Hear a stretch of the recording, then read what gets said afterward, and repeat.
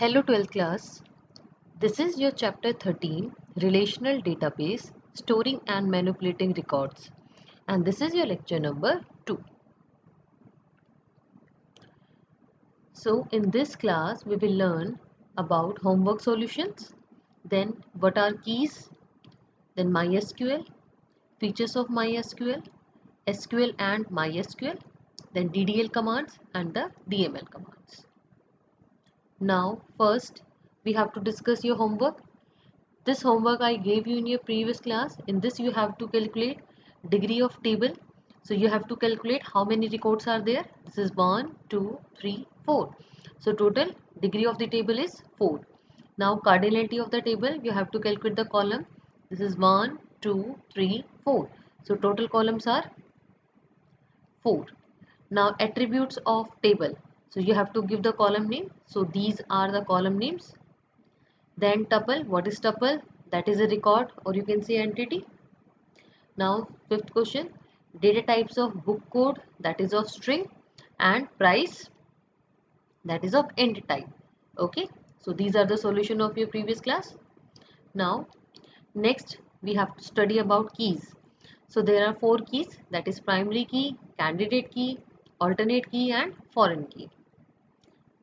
So first is primary key.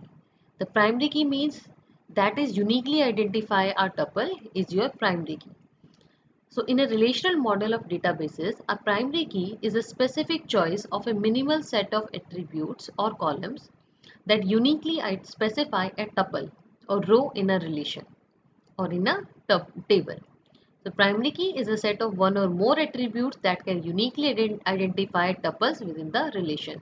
Or in one table, only a single primary key is there.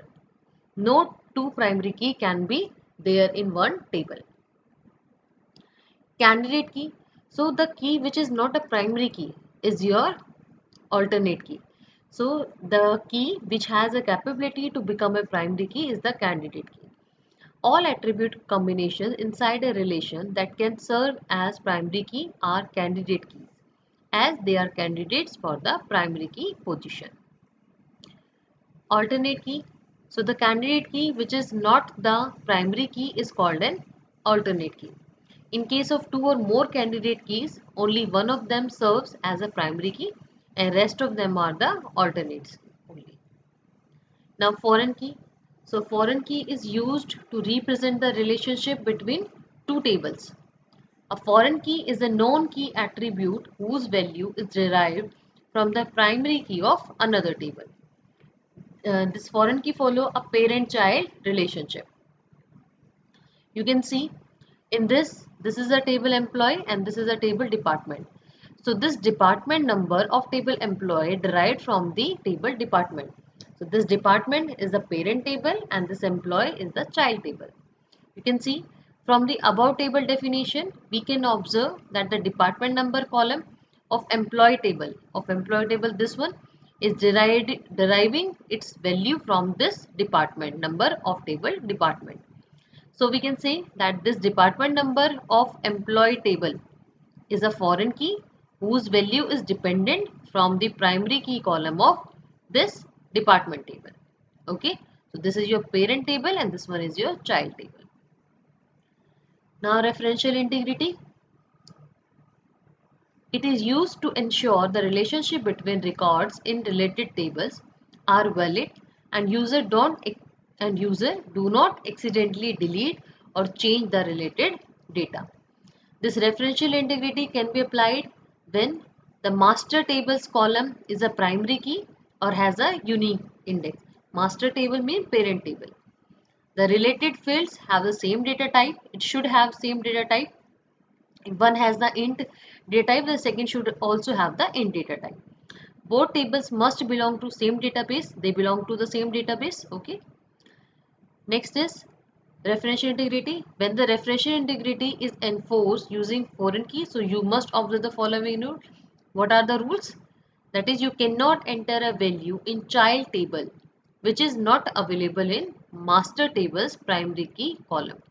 However, you can enter null values in foreign key. You cannot delete a record from the master table if matching record exists in related table. You cannot modify or change the primary key value in master table if the matching record is present in related table. Okay. Now MySQL. So MySQL is freely available open source of RDBMS. You can download it from this website. In MySQL, information is stored in tables. It provides features that support the secure environment for storing, maintaining and accessing data. It is fast, reliable, scalable, alternative to many of the commercial RDBMS today. Created and supported by MySQL AV, a company based in Sweden. So this company is now a subsidiary of Sun Microsystems. So on April 2009, Oracle Corporation acquires Sun Microsystems. The chief inventor of MySQL was Michel Widenius, that is A.K. Monty. MySQL has been named after Monty's daughter, Mai. The logo of MySQL is dolphin and name of that dolphin is Sakila. So MySQL database system. The MySQL database system refers to the combination of a MySQL server instance and the MySQL databases. It operates using the client-server architecture in which the server runs on the machine that containing the database and the client that connects to a server over a network. This MySQL is a multi-user database system. It means several users can access the database simultaneously. So now the server and the client are there.